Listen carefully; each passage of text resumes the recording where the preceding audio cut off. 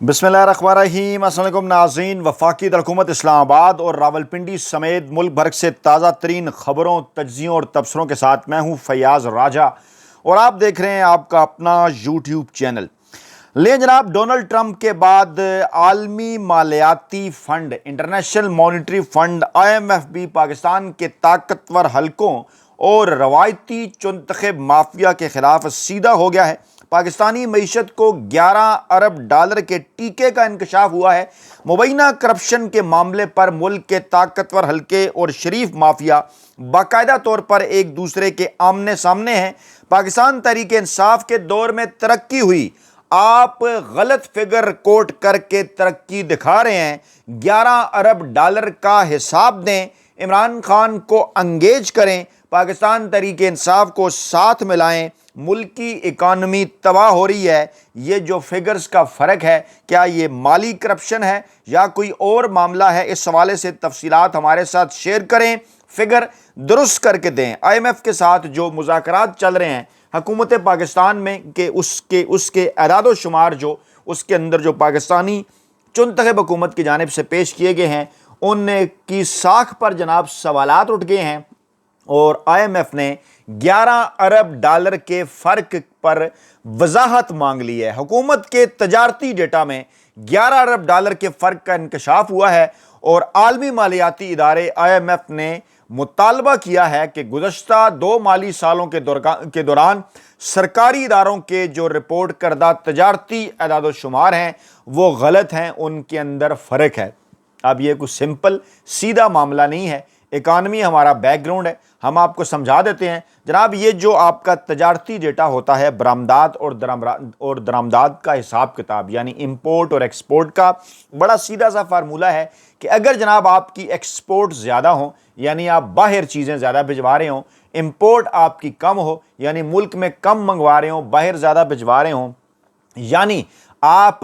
जो है वो चीज़ें ख़रीदने के मुकाबले में ज़्यादा बेच रहे हों, तो डेफिनेटली आप एक बेहतर पोजीशन में होंगे, आपका सरमाया जो है वो बेहतर पोजीशन में होगा, तजारती जो आपका खसारा है वो कम से कम होगा। और अगर आप की बरामदात जो हैं वो ज़्यादा हैं और अगर आपकी दरामदात जो हैं वो कम हैं, तो आपका जो बैलेंस ऑफ ट्रेड है वो पॉजिटिव होगा। लेकिन पाकिस्तान में ये बहुत कम ही रहा। इमरान खान साहब के ज़माने में अदद शुमार खासे बेहतर थे, लेकिन अब क्या किया गया है, इस हुकूमत ने ये किया है जनाब कि तकरीबन कोई 11 अरब डॉलर का डाका डाला है इन अदाद शुमार के अंदर और माली साल 2023-24 के दौरान 5.1 अरब डॉलर कम दिखाई गई हैं जनाब जो दरामदात हैं। और इसी तरह से ये जो रवां माली साल जो भी ख़त्म हुआ है 2024 से 2025, इसमें 5.7 अरब डॉलर कम दिखाई गई हैं दरामदात। यानी डेफिनेटली 2 सालों में 11 अरब डॉलर की आप दरामदात कम दिखाएंगे तो फिर आप ये ज़ाहिर करना चाह रहे हैं कि जनाब हम दरामदात कम कर रहे हैं और जाली फिगर के ज़रिए साबित करना चाह रहे हैं कि जनाब हमारी बरामदात ज़्यादा हैं और हमारी दरामदात जो हैं वो कम है और हमारा तजारती खसारा कम है। हालांकि ये चीज़ ज़ाहिर करती है कि आपका अच्छा खासा तजारती खसारा है जो कि 11 अरब डॉलर का तो कोई हिसाब किताब ही नहीं है जनाब आपके पास। अच्छा, इसका अब बाकायदा तौर पर एक बैकग्राउंड है, बोर आपने नहीं होना। इसहाक डार साहब के हवाले से भी मैं चीज़ें आपके सामने रखना चाहता हूँ कि नून लीगी हुकूमत माजी के अंदर भी इनका क्या वतीरा रहा है, किस किस्म के काम ये करते रहे हैं। फिगर फजिंग का मास्टर कहा जाता है इसहाक डार को हमेशा से, और इस पर पहले मैं मज़ीद इसकी तफसीलात आपके सामने रखता हूं कि क्यों है ये फ़र्क और ये 11 अरब डॉलर का फ़र्क क्यों डाला गया है, इससे क्या मकसद हुकूमत जो है वो हासिल करना चाहती है। इससे पहले जनाब बाकायदा तौर पर इसहाक डार के हवाले से सवालात उठते रहे हैं माजी में, 90 की दहाई हो या उसके बाद का दौरे हुकूमत 2013 से 18 वाला हो, जो कुछ इन्होंने डॉलर के साथ किया था अभी कर रहे हैं मसनूई तौर पर रोके। अब तो खैर मामलात इस तरह से उनके पास नहीं है, मामलात ताकतवर हल्कों के पास हैं। जो वज़ीर ख़जाना है वो बराह रास्त पाकिस्तानी इस्टेब्लिशमेंट के लाए हुए हैं। इसहाक डार साहब को वजारत ख़ारजा उन्होंने दे रखी है, लेकिन बहरहाल क्योंकि वो कहते हैं ना कि हाथ इधर मारने की आदत तो नहीं जाती, तो इस मामले के ऊपर इस्टेब्लिशमेंट और शरीफ ख़ानदान आमने सामने हैं कि जनाब ये हुआ क्या है। इस्टेब्लिशमेंट अलहदा से सवालात पूछ रही है, शरीफ माफिया जवाब दे रहा है कि नहीं जनाब ये तो वजारत ख़जाना आपके पास है। दूसरी जानिब से कहा जा रहा है कि नहीं जनाब वज़ीर-ए-आज़म तो शहबाज शरीफ हैं और तमाम तर मामलात को वो देख रहे हैं। तो जनाब मुआशी रफूगरी से कहें, चारागरी कहें या ऐसे जादूगरी कहें, इस किस्म के जो है वो जनाब इस किस्म के लफ्ज़ اسحاق ڈار صاحب کے حوالے سے استعمال ہوتے رہے ہیں، اور 4 مرتبہ کیونکہ وہ وزیر خزانہ رہ چکے ہیں پاکستان کے، اور پھر جب بھی وہ آتے ہیں، ایک تو وہ 2 مرتبہ 90 کی دہائی کے اندر، اس کے بعد پھر 2008 سے 2013، اور اس کے بعد پھر ابھی بھی انہی کے ہی ایک کرتوت تھے۔ یہ تو ابھی بنے ہیں نا جناب نائب وزیر اعظم، یہ جو پہلا فیز تھا اس پی ڈی ایم کی حکومت کا، اس کے اندر بھی جناب اسی قسم کی چیزیں سامنے آئیں، وہاں سے یہ معاملہ شروع ہوا، اور پاکستان تحریک انصاف اس وقت سے یہ بات کر رہی ہے، اکتوبر 2022 سے یہ بات کر رہی ہے کہ جناب آپ کس قسم کی باتیں جو ہیں وہ کر رہے ہیں، فگر کو کہاں آپ لے کر جا رہے ہیں۔ اور جب انہوں نے یہ کہا تھا کہ ڈیفالٹ کا کوئی امکان نہیں ہے، تو اس وقت بھی یہ کہا جا رہا تھا کہ پاکستان تو ڈیفالٹ کر چکا ہے۔ اسحاق ڈار نے معیشت کے حوالے سے غلط عدد و شمار پیش کیے، زرداری، اومنی اور حمزہ شہباز کے کیس میں کوئی فرق نہیں، یہ وزیر مملکت حماد اظہر نے کہا تھا۔ اور جناب انہوں نے کہا کہ سٹاک مارکیٹ میں مندی کا رجحان نون لیگ کے دور میں شروع ہوا۔ اسحاق ڈار نے ہمیشہ معیشت کے حوالے سے غلط جو ہے وہ انہوں نے اعداد و شمار پیش کیے، اور گزشتہ حکومت نے معیشت کا بیڑا غرق کیا، لیکن یہ تمام تر چیزیں نون لیگ نے ان کی جناب علی بنیاد 90 کی دہائی کے اندر رکھی، بعد میں بھی یہ وہ تمام تر چیزیں کرتے رہے، لیکن اس سے پہلے بھی ماضی کے اندر خبریں یہ بتاتی ہیں، تجزیے یہ بتاتے ہیں، تبصرے یہ بتاتے ہیں، تحقیقات یہ بتاتی ہیں کہ 90 کی دہائی کے اندر بھی اس حوالے سے اسحاق ڈار صاحب کے اوپر کئی سوالات اٹھ چکے ہیں کہ جناب وہ جعلی اعداد و شمار غیر ملکی اداروں کو پیش کرتے ہیں مرضی کے بنائے ہوئے۔ اب اس سے ہوتا کیا ہے؟ جعلی اعداد و شمار یہ ہیں کہ اگر آپ 100 روپے کما رہے ہیں تو آپ کے نہیں جناب میں 500 روپے کما رہا ہوں، اس سے آپ کی پر کیپٹا انکم بڑھ جائے گی، فی کا آمدنی بڑھ جائے گی۔ ایسے ہی ہے نا، اگر آپ کی آبادی 100 لوگوں کی ہے، آپ 100 روپے کما رہے ہیں تو انکم 1 روپے ہوگی ہر بندے کی۔ اگر آپ کہیں گے نہیں جناب ہم 500 روپے کما رہے ہیں تو وہ کہیں گے نہیں جی انکم ہر بندے کی 5 روپے ہے۔ تو اسحاق ڈار صاحب اس طرح سے 1 روپے سے 5 روپے انکم بناتے رہے ہیں پاکستانیوں کی، اور جھوٹ بتاتے رہے ہیں۔ اس سے پہلے بھی ورلڈ بینک کو، آئی ایم ایف کو پہلے بھی پکڑے جا چکے ہیں، اب دوبارہ وہ پکڑنے ہو گئے ہیں، اور کیونکہ بنیاد اس کی پیچھے سے چلتی آ رہی ہے نا، بات 2023 2024 کی، 2024 2025 کی ہے، لیکن معاملات کو ذرا آپ پیچھے جا کے دیکھیں نا، الیکشن تو 2024 فروری کے اندر ہوئے، تو 2023 سے ہی انہوں نے جو ایک بنیاد رکھ دی تھی نا، یعنی 2023 کا سال جب شروع ہوا تھا، جولائی 2023 2024 کا سال جو کہ جولائی 2023 سے شروع ہوا تھا، اس کے بعد تو اسحاق ڈار صاحب ایک پورا سال گزار چکے تھے نا اس سے پہلے 22-23 والا، کیونکہ اپریل میں خان صاحب سے انہوں نے حکومت غیر آئینی غیر قانونی طریقے سے لی تھی، تو اس کے بعد یہ سارا کام خود ہی کر رہے تھے، تو وہاں سے اس تمام تر معاملے کا آغاز ہوا جو کہ پہلے بھی ان کی تاریخ رہی ہے، اور اس کے بعد انہوں نے معیشت کا جو بیڑا غرق کیا وہ بھی آپ کے سامنے ایک ایک کر کے کمپنیاں جو ہیں وہ پاکستان چھوڑ رہی ہیں۔ ایک بڑی لمبی لسٹ ہے کس کس چیز کا جو ہے وہ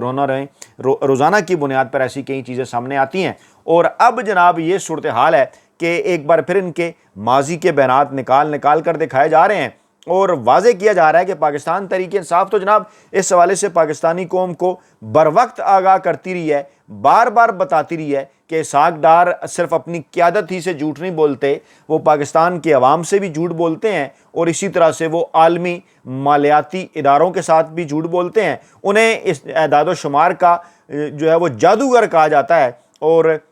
مصنوعی معاشی ترقی ہوتی ہے ان کے دور میں ہمیشہ سے۔ یہ ایک جنگ گروپ کا آرٹیکل بھی ہمارے ہاتھ لگا ہے، یہ بھی ذرا سن لیں، 22 اپریل 2025 کا، کہ جناب کچھ لوگ انہیں مصنوعی معاشی ترقی کا طعنہ دیتے ہیں، اور کچھ یہ بھی کہتے ہیں کہ وہ غلط اعداد و شمار بتا کر عالمی اداروں کی آنکھوں میں دھول بھی جھونکتے ہیں۔ اور اب یہ جو ان کی جانب سے کوششیں ہیں نا کہ جناب ہم بڑا مقابلہ کر رہے ہیں اور بڑی معیشت بہتر کر رہے ہیں، اس کے اوپر کئی طرح کے سوالیہ نشانات ہیں۔ آج اگر آپ اس خبر کی تفصیل کے اندر جائیں تو یہ جناب بتاتی ہے جو ہے وہ ہمارے سینئر صحافی دوست شہباز رانا صاحب کی یہ رپورٹ جو کہ ٹریبیون کے اندر چھپی، کہ حکومتی ذرائع اس حوالے سے بڑی وضاحتیں پیش کر رہے ہیں کہ جناب اصل میں جناب ہمارے جو سسٹم تھا